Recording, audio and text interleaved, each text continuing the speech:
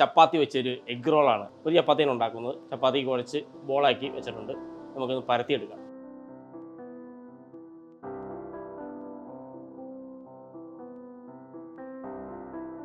അത്യാവശ്യം നല്ല round shape ആയിട്ടുണ്ട്. അപ്പോൾ നമ്മുടെ ചപ്പാത്തി നന്നായിട്ട് പൊള്ളി വരുന്നുണ്ട്. അപ്പോൾ നമ്മുടെ ചപ്പാത്തി നന്നായി റെഡിയായി വന്നിട്ടുണ്ട്. ഇതിനെ നമുക്ക് മാറ്റി വയ്ക്കാം. എഗ്ഗ് തയ്യാറാക്കി എടുക്കാം.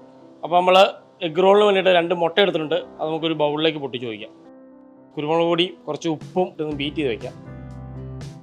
ഇതിലേക്ക് നമുക്ക് ഓയിൽ ഒഴിച്ച് കൊടുക്കാം.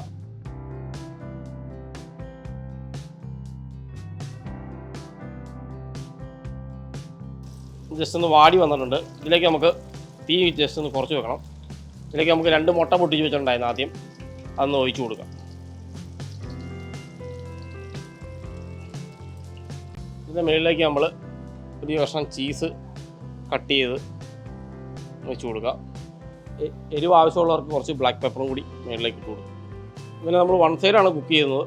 നമ്മൾ ആദ്യം ചുട്ട് വെച്ച ചപ്പാത്തി ഇതിലേക്ക് ഒന്ന് വെക്കുകയാണ്.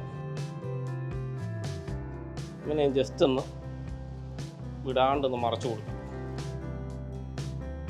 ഇത് നമുക്കൊന്ന് റോൾ ചെയ്തെടുക്കണം. അത് നമുക്ക് ചപ്പാത്തി എഗ് റോളിൽ ചെയ്യാൻ വേണ്ടിയിട്ട് നമുക്കൊരു ബട്ടർ പേപ്പറിലേക്ക് ഇവനെ ഒന്ന് വെച്ച് കൊടുക്കാം. പതുക്കെ ഓടെ പൊട്ടിപ്പോകാണ്ട്.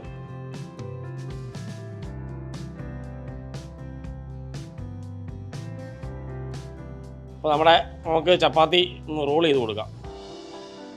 നല്ല പൈപ്പ് ചെയ്ത് നല്ല സെറ്റായി വന്നിട്ടുണ്ട്. ഇങ്ങനെ ജസ്റ്റ് നമുക്കൊന്ന്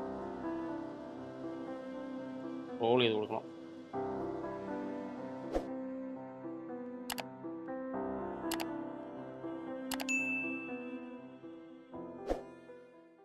അറബിക് ഷഷുകയാണ്. നമുക്ക് എങ്ങനെ എളുപ്പത്തിൽ തയ്യാറാക്കാമെന്നോ. പാൻ ചൂടായിട്ടുണ്ട്. ഇതിലേക്ക് നമുക്ക് സൺഫ്ലവർ ഓയിലോ ഒലിവ് ഓയിലോ ഒഴിക്കാം. പക്ഷേ ഞാനിപ്പോൾ ചെയ്യുന്നത് സൺഫ്ലവർ ഓയിൽ വെച്ചാണ്.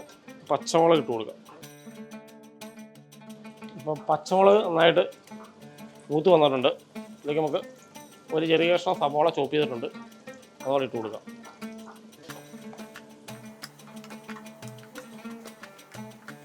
വാടാൻ വേണ്ടി കുറച്ച് ഉപ്പും ഇട്ട് കൊടുക്കാം. സവാള ചെറുതായി വാടി വന്നിട്ടുണ്ട്. തക്കാളിയും ബെൽ പെപ്പറും കൂടി ആഡ് ചെയ്യുകയാണ്.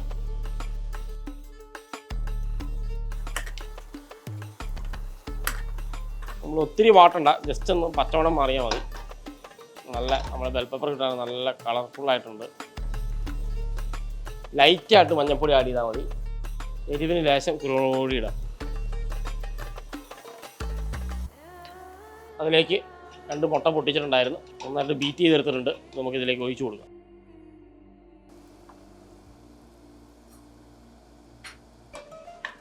നന്നായിട്ടൊന്ന് ഉടച്ചു കൊടുക്കാം. പൊരിയായിട്ട് എടുക്കണം നമ്മൾ.